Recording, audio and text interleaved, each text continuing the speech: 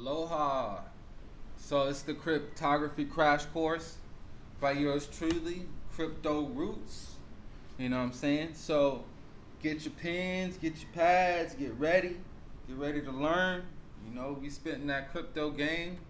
You know what I'm saying? It's real. It's real. So let's get into it. So what do you see in common? What do you see in common? We got encryption, we got cryptography, and we got cryptocurrency. Those are just some.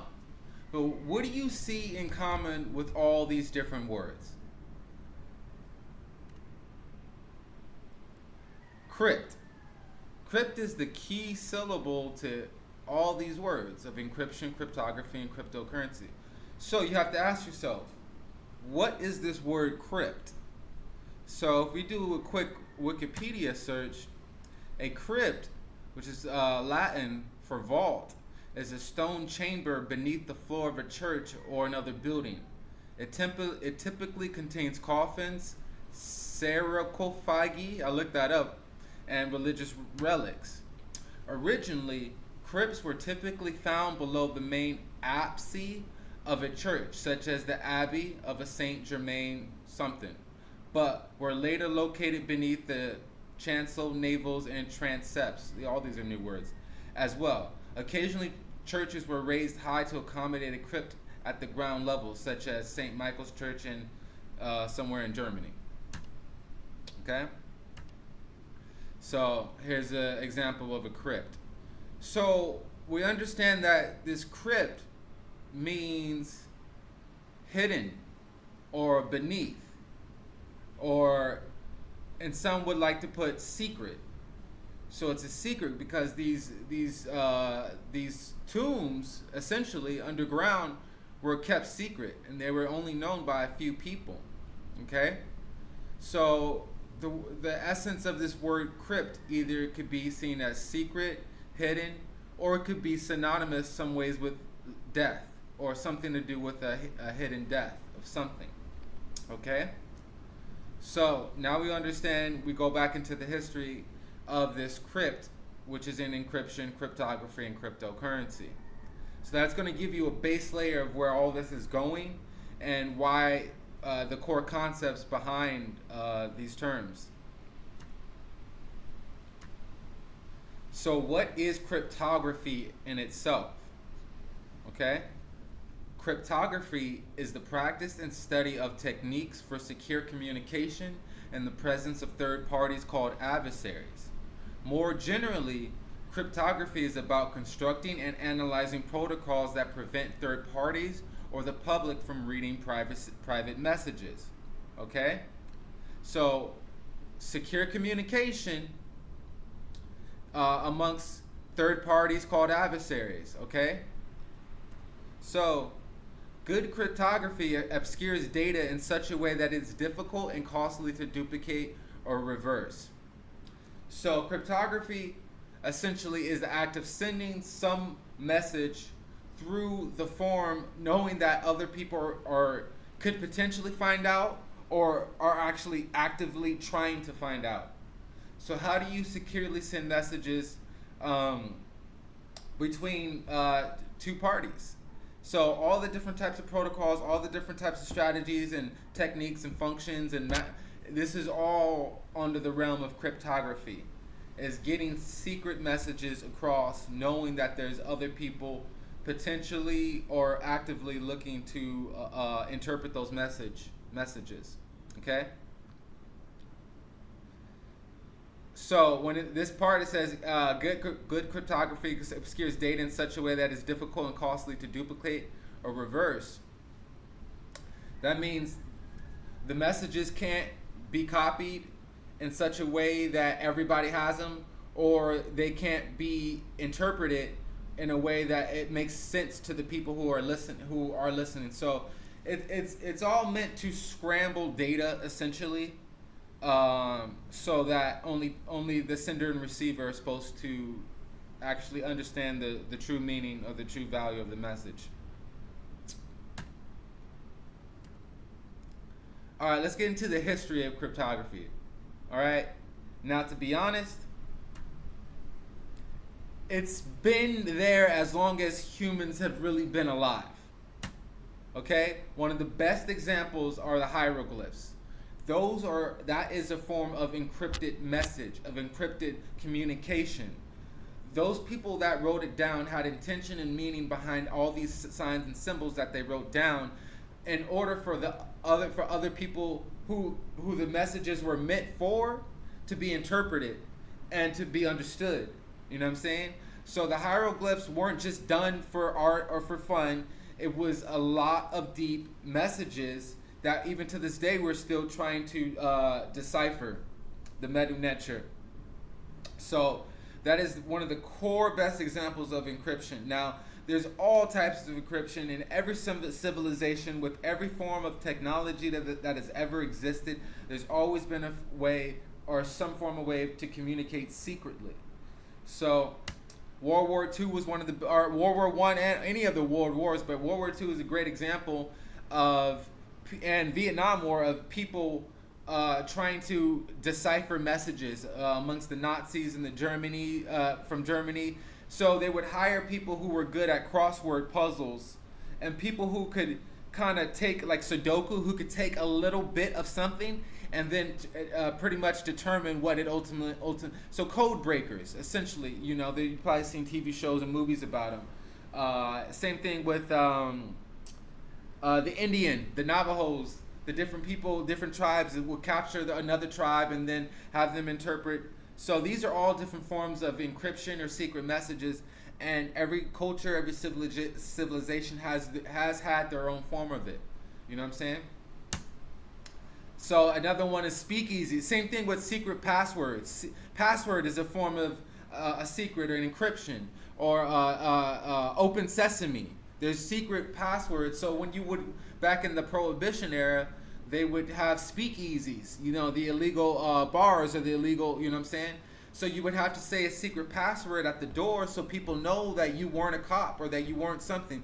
So these are all forms of secret communication amongst the wild, the public. So, and you want to have a very strong form of protection with these secret passphrases and words, signs and symbols. So it's always been around. It's always been around, and you could do a whole nother course on the history of cryptography. But like I said, this is the crash course. So just understand that there's always been, ever since people can start communicating, there's always been a need to hide the certain forms of communication. So, in what real strategical ways nowadays applications is cryptography used for? Okay, encryption is one of them, to hide message, to scramble data. Signatures, so we're going to get into signing things digital, so it's called digital signatures. Key derivation, we're going to get into that. Generating keys and hashing. All right, so they would use machines like this. I think this is called a rotor machine. What they would use to encrypt messages or decrypt messages. So this is some of the examples. All right, so some of the common cryptography terms are key. So just get used to these: keys and key pairs. Okay. So from keys and key pairs, there's public keys and private keys. We're about to get into that. There's so just get used to these: plain text and ciphertext. Plain text is the original message. Ciphertext is the encrypted message. Okay? So entropy. What is entropy? That's a term you really need to know. A lack of order or predictability. Gradual decline and disorder. Removing order and creating the appearance of randomness. Okay? So making things look as random as possible. But you got to remember, in computers, there is no such thing as random. Okay? I'm going to say that again. In computers, there is no such thing as random. If your computer starts doing something random, you got a problem. Okay? Computers are only programmed to do what they're programmed to do, nothing outside of that. But you can make it look as if the computer is doing something random, or the different levels of entropy.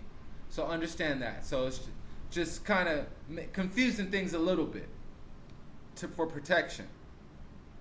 So salt. What is a salt? A salt is random data that is used as an additional input to a one-way function that hashes data, a password or passphrase. Salts are used to safeguard passwords and storage. So, what is a salt? Salt, say you got a bag of chips, right? And you you got different bags of chips, but you got one big bag of chips that's 80%, but you need to save some chips, so you disguise it. You throw some other chips in there, that lower quality chips that are cheaper chips, and you bring it to the wedding. But people realize, like, oh, you brought some fancy chips to the wedding. Nah, you just sprinkled in a little bit of salt. You just sprinkled in extra shit to make it look like it is completely hashed. But with those extra shit you spread in, you're able to scramble the data a little bit more. So it's a way of adding extra ingredients into it. It's like purposely fucking up the recipe. You know what I'm saying? That's a little, I don't know, that's pretty wide way to call it salt. It's like you're purposely adding extra shit so that the attacker is confused on which type of pattern you're actually doing in your cryptography.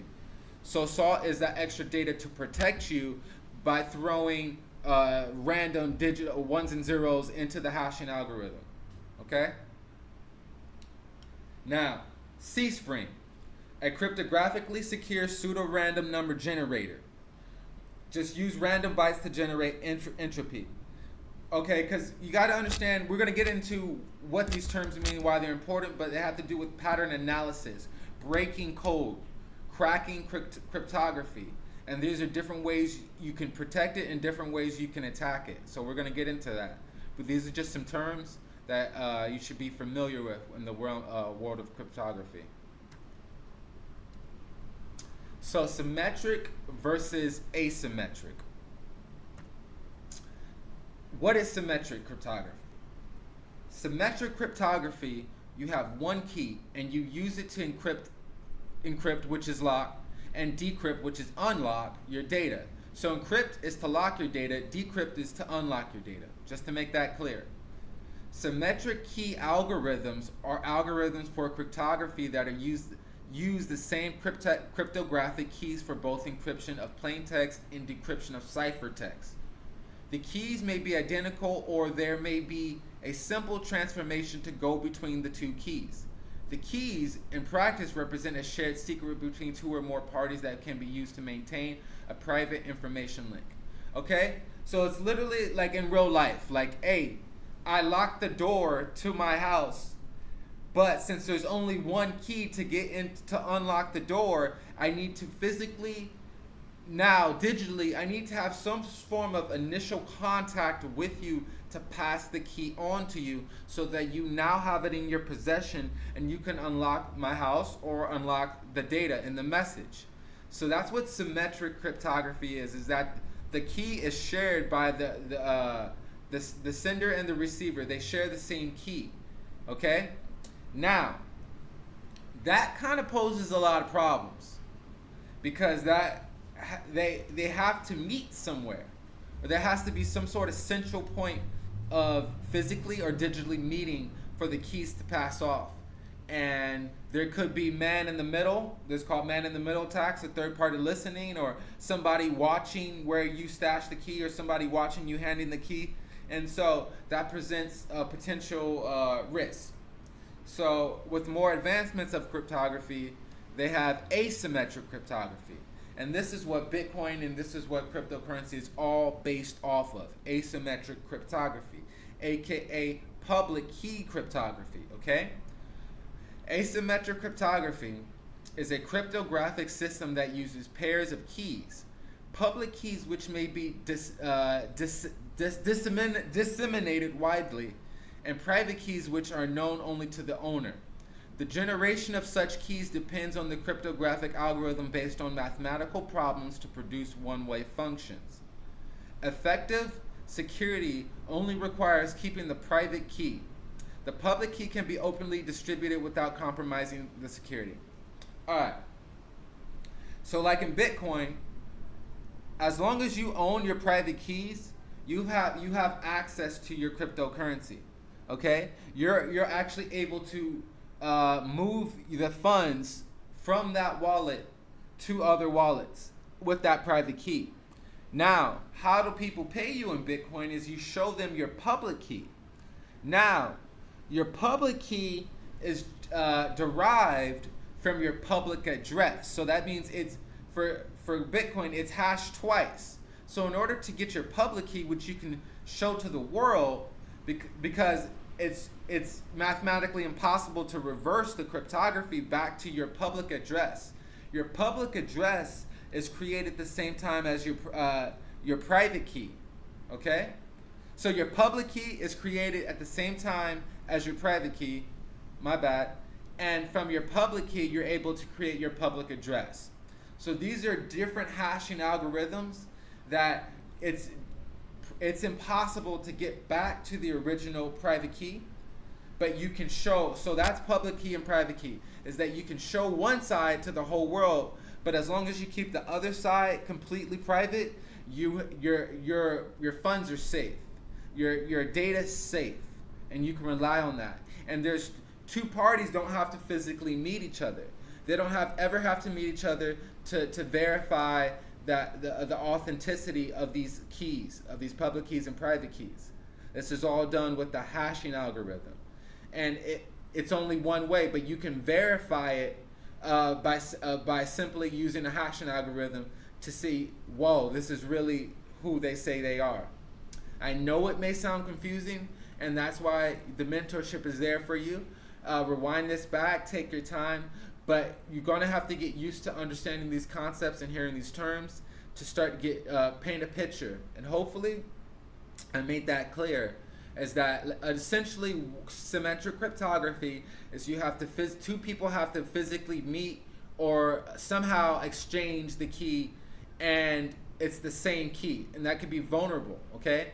Now, symmetric cryptography is two people don't have to meet, and they don't, and it's verified that one side can hold the key privately, and the other key can be shared publicly.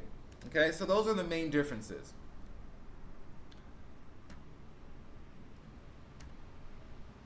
What is hashing? A hash function is any function that can be used to map data of arbitrary size to fixed size values. The values returned by a hash function are called hash values, hash codes, digests, or simply hashes. The values are used to index the fixed size table called a hash table. Use of a hash function to index a hash table is called hashing or scatter storage addressing. Okay? I know that sounds confusing, but don't worry. It cannot be reversed, okay? You can't just take a hash and reverse it back to its original format, okay? You don't have enough data to generate that. That's the reason. You don't have enough information to get back to the original core.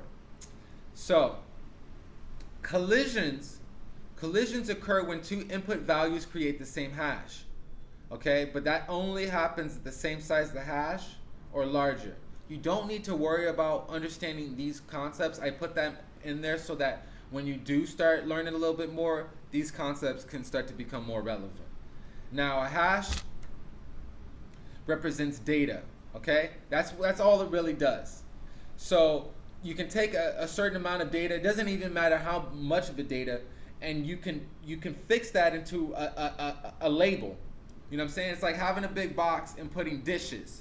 It could be a bunch of dishes, and you could put Chinese dishes on the box. And you know those are Chinese dishes, but you don't know what kind, you don't know how old, you don't even know if there's Chinese dishes in the box. It's just labeled that.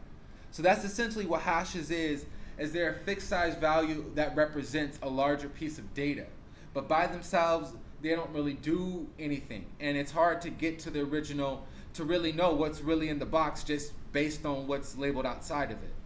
And hopefully that makes sense. So here's an example of how you would encrypt or hash, simple words. So Fox, and you throw it into a cryptographic hash algorithm such as SHA-256, which is on Bitcoin, and then you get these scrambled letters, datas, numbers, okay? And this is essentially what hashing is that it comes out scrambled data, but this data represents the actual input, the red fox. So this is how you're able knowing without knowing the public key, the public address of this, you wouldn't be able to bring this back this way. It only goes one way, okay?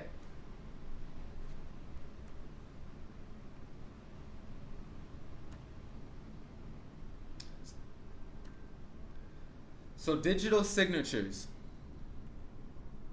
A digital signature is a mathematical scheme for verifying the authenticity of digital messages or documents. A valid digital signature, where the prerequisites are satisfied, gives a recipient very strong reason to believe that the message was created by a known sender, authentication, and that the message is not altered in transit. Okay? So, the best example, if you get caught up with everything, you get MetaMask. When you sign or make a transaction, when you sign into the decentralized application such as CryptoKitties, or when you purchase a CryptoKitty or want to breed a CryptoKitty, when you're not making an actual transaction, but you're still making some sort of contact with the smart contract, the smart contract has to know, or how do you know that the person using this application is the actual person that's supposed to use the application? So that's where signatures come in. The computer can never really know, but as long as the owner of the private key, as long as you're the owner of the private key, you can sign off on the transaction and make that valid. So the reason people do this is so that people can be like, oh no, somebody else signed it, somebody else approved it, I have no idea. No, as long as you have the private key, even if someone else owns your private key, they still are able to do it. They're still able to sign off. So as long as you need to understand the security of owning your private key, because with that private key, even if you don't make transactions of sending money, you can still sign off and authenticize interactions on the blockchain by your digital signature, such as when you buy some groceries and you pay with your card, they print out a paper and they ask you to sign to verify that it's you. Anybody else can use your card. Any physical person, and they could still swipe and have them sign, but based on the signature of how they're signing, that's how they know if it really was or wasn't you, based on the data that was put onto that contract. So digital signatures are a way for higher forms of security on the blockchain, okay? And there's no excuses as well. Like if it was signed, that was you, and you can't just be, it's just verifying authenticity to another level when it comes to blockchain technology, to put it simply. Okay, so they're a hash mixed with the function that uses a key. Okay, if that doesn't make sense, it will one day. If you have the same data, so yeah, exactly. If you have the same data mixed with the same key, you get the same signature. So the powerful thing about hashes in cryptography is that even if in hash functions is that even if you change a little bit, even if you change 1 0 or 1 pixel, it doesn't even matter, 1 note in the music, it will produce a completely different hash, and it will not be verified. So it has to be the exact same data mixed with the exact same key, and you will get the exact same hash, the exact same signature. So that's how math is verifying everything. Okay? Key derivation. In cryptography, a key derivation function derives one or more secret keys from a secret value, such as a master key, a password, or a passphrase using a pseudo-random function. Okay? So it's taking some sort of data, such as your private key, hashing that a few times, and then coming up with the public key. and then taking the public key, hashing that a few times, coming up with a public address. So you're requiring more computation, more energy, more power and that requires more security.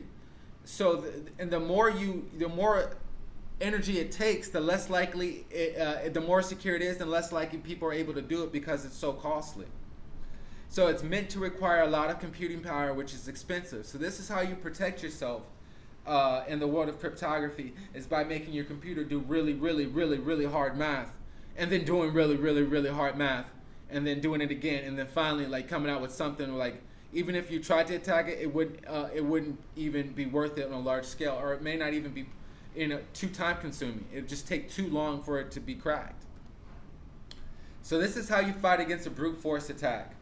Brute force, we're going to get into brute force attack, but essentially a brute force attack is trying every single output. Does this work? No. Does this work? No. Does this work? No. Does this? So that's essentially what is. You're just banging on the door until the fucking door gives in. You're banging on the rock until the fucking rock cracks. That's essentially what it is. You're just guessing password, guessing password, guessing password, eventually until you find the right password.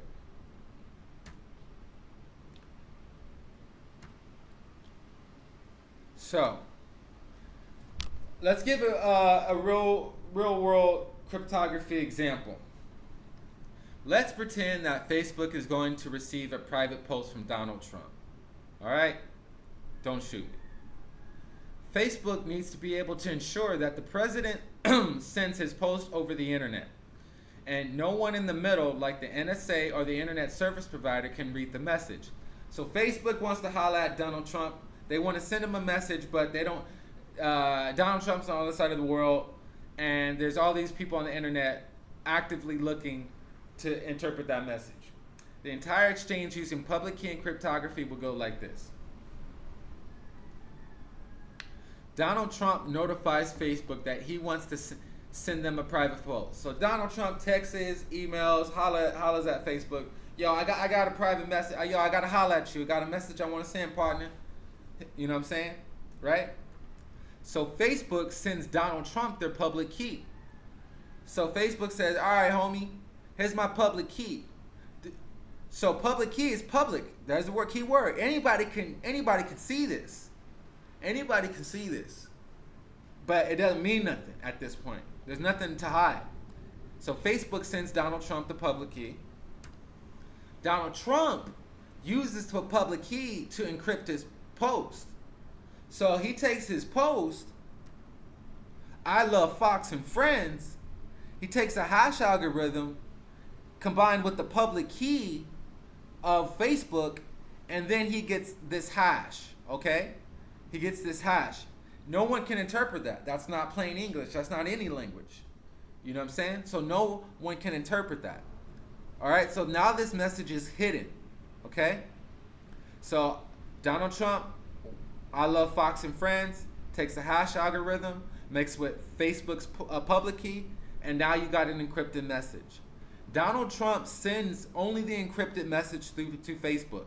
So he can send it through text, he can send it through, it don't even matter, WhatsApp, email. He can send this scrambled message to Facebook, no problem, worry-free. Facebook uses their private key to decrypt the message, okay? So the public key and the private key are created at the same time. Now, once Facebook gets Donald Trump's message, they use their private key to unlock the message. And now they get to see that I love Fox and Friends. And they're like, yo, thanks, homie. Thanks, Donald Trump, for looking out for us. We just wanted to make sure you love us. You feel me? So that's a real world example of how cryptography works.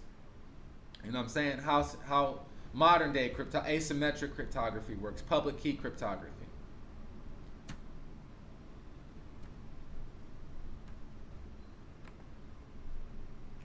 Right?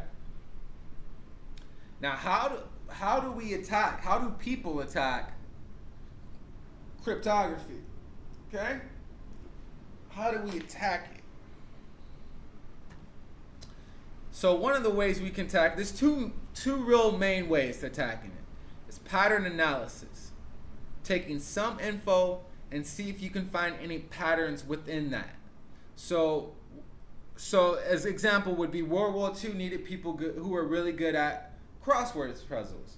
Like I said earlier, taking a little bit of letters and taking the shapes, the perimeters, the sizes, and seeing what could fit within those boxes and what would be inaccurate and with everything else. So nowadays we just use machine learning to do this. We use computers to do this. Okay, we don't really, it's just not even feasible for us to do this by ourselves. Okay, so recognizing patterns within the cryptography. You know what I'm saying? Most of your data is predictable before attacking, which makes attacking easier. Okay, so most users use the same emails and same passwords for more than one account. There's different as far as timing a post, logging in. A lot of this data, your name, a lot of this data can be figured out way beforehand before attacking it. It's not really hard. Okay, and they can recognize patterns based on how you log in, how often you log in, how long you haven't been logged in. That's called pattern analysis, looking at all this data and checking out the patterns of the habits of the individuals or the software itself. The goal is to recognize patterns in their data set to attack it. Real-world data has very predictable patterns. Passwords have a high predictability pattern. 68% of people reuse their passwords. Different users with same passwords or same user with different accounts but the same passwords. Example, nearly every type of data has recognizable patterns, such as the English language, based on syntax. So you can really get patterns in any type of form of communication. And like I said, like English language, verbs, noun, pronouns, you got different spacing in between the letters, and this is all can be broken down very fast, done by computers, is to recognize these patterns and point them out, and to further get more information on how to penetrate it, how to break it. So this is how it's essentially done. The other part is brute forcing the attack, trying every way possible one by one. Like I said, it's like hitting a rock with a hammer. It may not work right away, but with long enough time, the rock will break. Okay? With a long enough time of guessing and guessing and guessing passwords, eventually you're gonna crack that password. It may take 10 minutes, it may take 10 years. Eventually, you're gonna find out a way to get in. Okay? That's how this game works. So based on Moore's law, more computing, which equals bigger hammers with more technology. So the bigger the hammers, the bigger the rocks. The bigger the rocks, the bigger the hammers. That's how technology works. The stronger the cryptography, the more technology, the more computation you're going to need to crack that cryptography. Once that cryptography is cracked, you're going to need stronger cryptography to protect it against it. So it's a constant battle of cops and robbers, bad guy and good guy, hackers and hackers and protectors. That's just how it works. So Moore's law means like every 2 years we get the computational technology doubles, and we're going to need stronger and stronger security. So one of the biggest bad guys in the game, especially for miners and hashing different is ASIC miners, asynchronous integrated circuit. I think that's what it stands for. Miners programmed to generate hashes extremely fast. GPUs can break encryption as well. So these types of processors and hardware do math very fast. They they produce very fast hashes in very short amount of time. And so you're going to need extremely good math and security to withstand these attacks and these modern day technologies. So, how do we protect cryptography? Okay? Algorithm complexity. Harder math requires more computation at the end of the day. That's why Bitcoin and cryptography works so well, is because it requires so the math requires so much computation that it requires so much energy that it secures the system. The math secures the system. So the harder the math, the more of a protection layer you have when it comes to cryptography. Larger keys require more computation, very large prime numbers. So we're going to get into the deeper levels of cryptography, but larger keys, essentially larger bytes. If you see a really long hash, the larger the password, the harder it's going to be to guess. Obviously, it's hard to be to remember too, but the larger. So if you got like 26, character password, it's going to be really, really difficult versus a 5-letter password. Essentially, that's what it means. System resources. So if you switch shit up on the hardware that it was originally spelled wrong, originally designed for. So if you use or create programs or do things that the system wasn't intentionally designed for, that can be sort of a form of protection. You're pushing resources in ways that it was actually not really meant to do. So now you're limiting the attacker's power over you by pushing their resources in different ways that it wasn't designed for. Okay. Iteration, doing what it is. I spelled that wrong. Just a lot more crimes. Try. So iteration is just doing the same thing over and over and over and over and over again. Okay. Or requiring something or someone to do something over and over and over and over again. That's iteration. And I'm sorry if that didn't make sense. I should have spent some more time fixing that.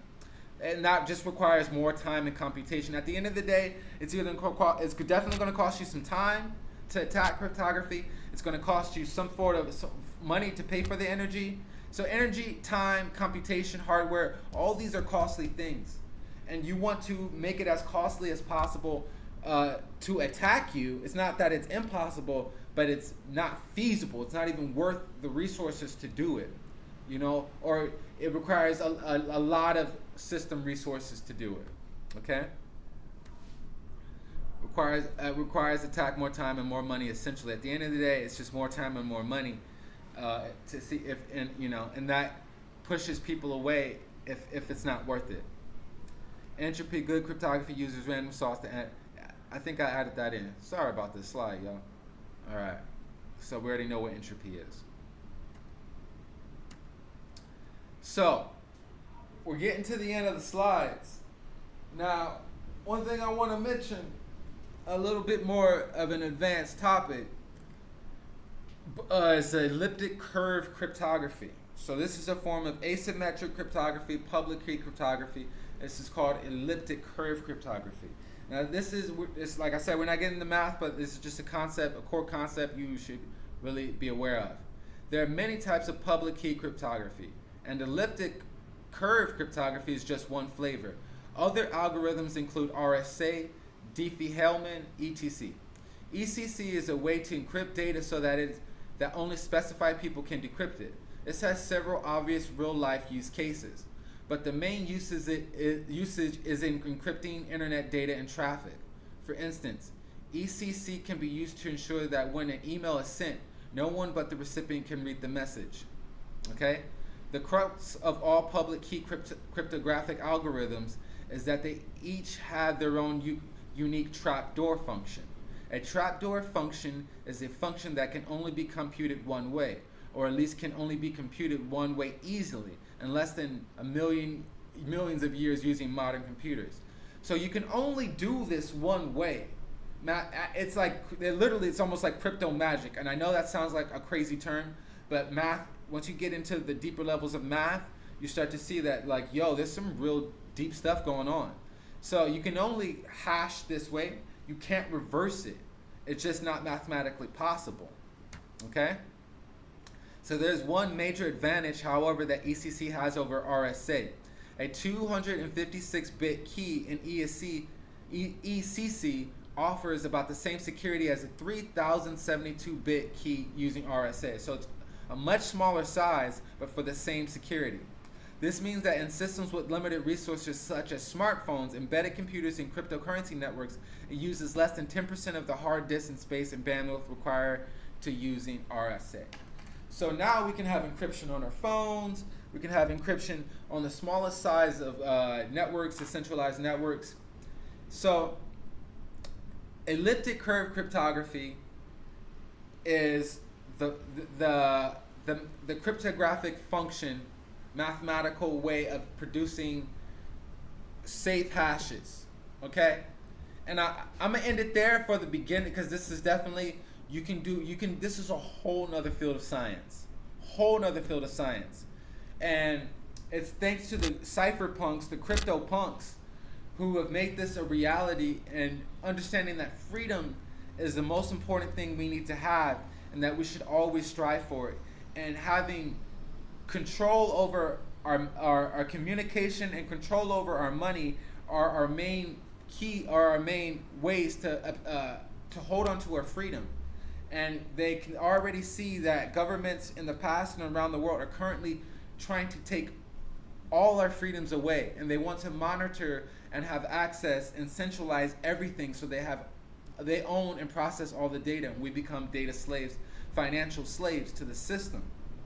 So due to the power of math and very passionate people, we now have a system of cryptocurrency that uses a lot of core concepts from networking, databases, peer-to-peer communications, hashing functions, Merkle trees, like the list goes on and on of how beautiful of a system cryptocurrency really is. And so so it's important to understand what's protecting your money, what's protecting your wallet, why is this so safe? Why are hundreds of billions of dollars being poured into these cryptocurrencies, and why do people trust it? And this, due to elliptic curve cryptography and hashing and encryption, this is why people trust it so strongly, because it's so robust. And Bitcoin is the best example to this day of what a true decentralized cryptocurrency can actually do. And so I appreciate it. You know what I'm saying? I don't know, man. I just be spitting game. So this is it for the slides. Hopefully you learned a little bit. Much love. Aloha. All right, family. So I want to give you a demonstration of what hashing, entropy, creating a new address, public key and private key. So it may sound complicated, but technology is progressing, and you can create a paper wallet when it comes to Bitcoin. And understand that the money lives on the blockchain. It doesn't live on a USB. It doesn't live on an exchange. So it doesn't even live on your paper. But your paper is what holds the private keys and the public keys. So I'm at this site called walletgenerator.net. Okay? There's so many different forms of this site. But you're going to create a new Bitcoin wallet. So what they want you to do is that they want you to give some sort of randomness. As you can see, it's generating a new address. Move your mouse around to add some extra randomness, or type some characters. So that's exactly what I'm doing for a Bitcoin. So I'm literally moving this around, and what that does is take certain digits, the XY axis. It's complicated stuff in the background. But as you can see, this long number, which is this private key, is constantly changing. So there's no pattern analysis that can be done to try to hack this, because literally it's random. Like, you can create this, because all this breaks down to is ones and zeros, called binary code. Ultimately, because we're seeing F, B, 2, B, but what it really breaks down to ultimately is ones and zeros. So you could literally create your own Bitcoin private key if you were to just flip a coin 256 times and just write down 1, flip a coin 1, flip a coin 0, flip a coin 0. That's as random as you can get. It's just putting in random digits. So as you see, I'm moving around, constantly the keys moving around. I can even type in here random stuff and it changes as well. So this is how you create a secure Bitcoin address, is by creating entropy. Now, once you see this wallet will never, no one in the world will ever have this same exact Bitcoin wallet. That's how secure the math is. So as you can see, shared green is, this is my public address. Okay, this is what I can show everybody openly. I have no problem, and they can pay me money and no one has access to my account. But once you put the elliptic curve cryptography, it starts with the secret key. This is the secret key. This is what you want to keep private, okay? This is what you want to keep private. So you have the public address is derived from the public and private key. Now it's hashed twice due to, thanks to the elliptic curve cryptography. That's how you get this from this, okay? You see that this is longer than this, all right? So you can create, so for instance, now that you got this, you can print this out. So generate new address. You would, to get more security, you get it from the GitHub, but I'm just showing you a demonstration. You would print the paper, you'd fold the paper, and then you would only share your public key, and then you would keep your private key private. So another way you would, for paper protection, is to laminate it. You print it out in paper, laminate it, and then put the laminated paper in a fireproof safe. So that if no matter what, even if your house burns down, you'll still have access to your private key. That's if you put, you know, a significant amount of Bitcoin on here. So that's a quick demonstration on entropy, cryptography, hashes, public key, private key, wallet generating. So it's simple. It's complicated when you break down the science behind it, but people have gotten to the point where we're trying to make it more and more user friendly. How do we take the blockchain and how do we make it where a child can use it? The same way where email was difficult back in the day, but now an email can be sent with a swipe of a finger. So we're looking at more ways to come up with user interfaces and easier for the public to understand how to generate Bitcoin public addresses and private keys. All right, aloha. All right, so I wanted to show you guys a quick little video about hashing, in case, you know, just so you get a better explanation.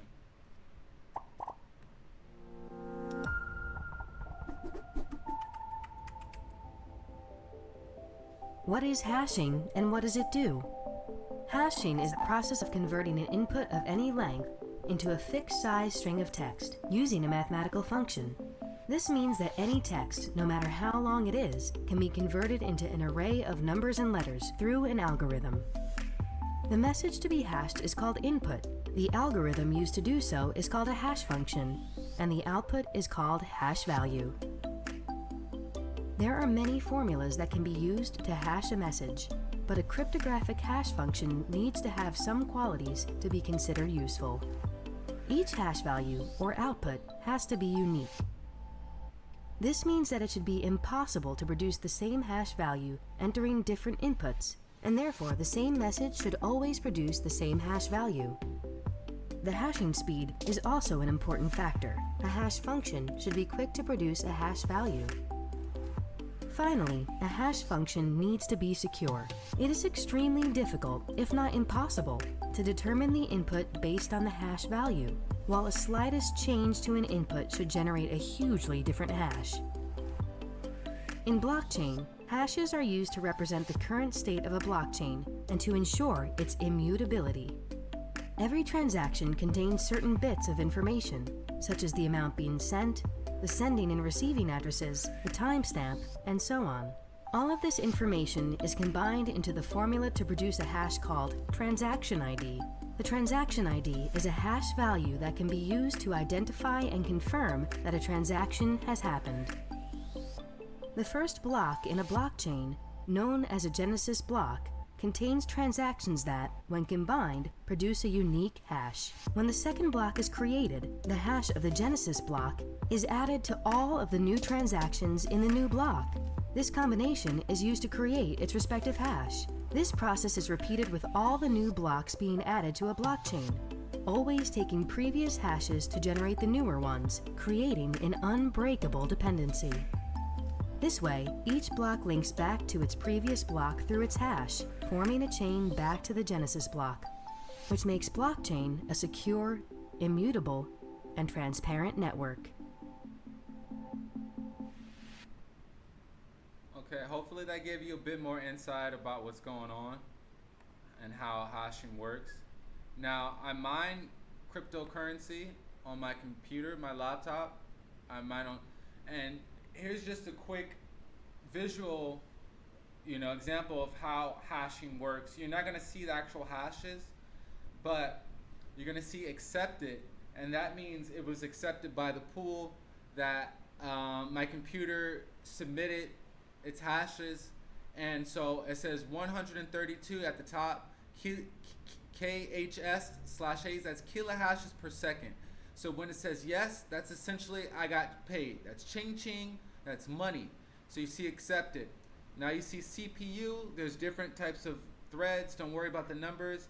And so when you see that CPU, all those numbers, that's your computer doing the work, guessing, doing the math essentially.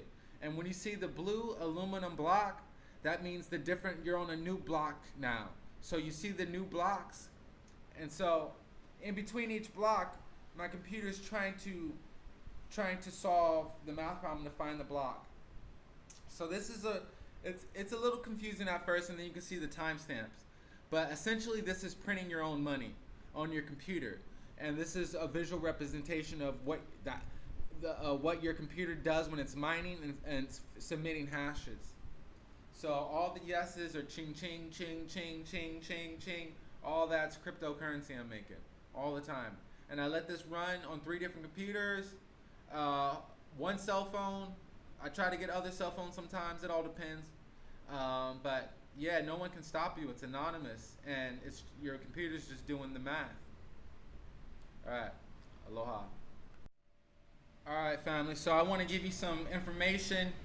You can start applying things. How you can start using encryption in your everyday life. Anything that's digital, it can be encrypted. So anything you do online can use some form of encryption. So if you want to use encrypted messaging, because Facebook Messenger is not safe, it's closely monitored. WhatsApp closely monitored. Almost every form of messaging is monitored and surveillanced and used for ads and whatnot. So Signal is one of the most trusted encrypted messaging apps for privacy. Okay, so this is what a lot of people use. It's free, it's open source, and it's you can download it for Android or iPhone. And if you start only communicating through Signal, you can have peace of mind that your messages are private and no third parties are listening or watching. So Signal's a good way to start using encryption. Now, you can encrypt your emails. You hear me probably say this all the time, but you definitely need a Proton Mail email address. It's double encrypted, it's encrypted out, it's encrypted in. You got private keys that belong to your mailbox. They don't have access to your account. They cannot help you get back in. It's like cryptocurrency, but for your email. So you definitely want to have an encrypted email address for your everyday use. Okay? Now, if you got regular files or messages, you can use EncryptPad. There's different tutorials on YouTube. All you got to type it in. But this is how you can encrypt larger files, documents, I'm pretty sure images and videos. But to be honest, I've never encrypted image and video, but I know it's possible. So EncryptPad is a good way for you to start learning how to use PGP keys and encrypted messaging, whether it's symmetric or asymmetric. Okay? So that's a good one to practice and play around with. If you need me to do a YouTube demonstration, message me, let me know. I'll do one on YouTube. Now, you can also encrypt your hard drive. So the actual hard drive of your computer, you can encrypt that. In case someone actually physically steals your computer, that's what I have. But I use Linux though, so I have my hard drive encrypted. So before I'm even able to log on to the operating system, I need to unlock my hard drive for it to even access the operating system. So it's just another level of security. and it has nothing to even do with putting my password in. I have to put my password for the hard drive, then I have to put my password for the software. So just different layers of abstraction, you know, different layers of security. So if you do have a Windows, you can use BitLocker to encrypt your hard drive. And none of this is to be like, yo, I got major shit to hide, I got dead bodies and videos that I killed. Nah, it's just privacy, taking control of your data, having psychological peace of mind that no one else is monitoring or has plans for you without you knowing. And you can protect your data, and once you protect your data, you can eventually monetize your data. So BitLocker is how you can encrypt your actual hard drive. Now, as far as passwords, you can have encrypted passwords such as Bitwarden. It's an extension. Here's a quick demo right here, but these are for passwords, more security and password. It's a password manager, and it just manages all the different passwords you have on your different accounts, and it uses pretty good encryption for the passwords to come up with them as well. So don't sleep on Bitwarden, because I'm still getting used to using password managers because I'm tired of messing around and creating unsecured passwords for every account and then forgetting them as well. So that's another way you can add encryption to your everyday online use. Now, HTTPS. Okay, so you see this here? You see this lock? HTTPS, that's secure, that's encrypted internet traffic. Okay, so HTTP is secure, is an extension of the hypertext transfer protocol for secure communication over a computer network. It is widely used on the internet. And HTTPS, because normally it's HTTP, but HTTPS, the communication protocol, is encrypted using transport layer security, or formerly its predecessor, security sockets layer. The protocol is therefore also often referred to as HTTP over TLS or HTTP over SSL. I know if you're new to computer science and it's all going to sound confusing, just understand that there's HTTP, it's not secured.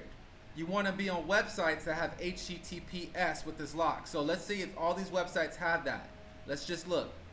HTTPS on Signal, HTTPS you see here, HTTPS. So pretty much every website you log on to should have that. If you don't have that, download the HTTPS extension for your Chrome or your Firefox and make sure that every site, because any site that you visit can be vulnerable and you can get viruses and malware from that website just from accessing the website. All right? So you want to make sure that your internet traffic itself is encrypted or uses encryption, okay? Now, last but not least, you want your crypto wallet, your crypto money. You either want to have a Bitcoin wallet such as Jax.io, or you want to have a MetaMask wallet, okay?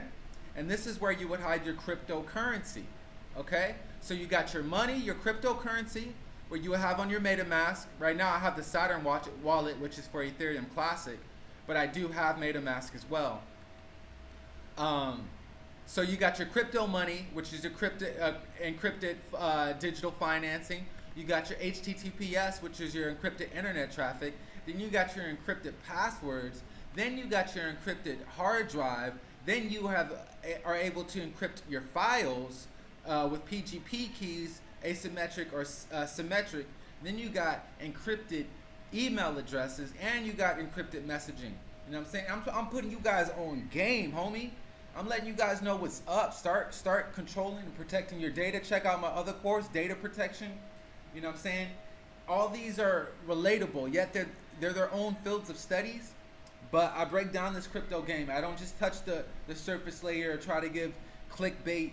You know what I'm saying? I come with the real knowledge. You know, information you can start applying in real time. So I appreciate you guys for purchasing the course, showing the love. You know what I'm saying? Support me. I'll support you. I'll keep dropping this crypto game. All right. Aloha.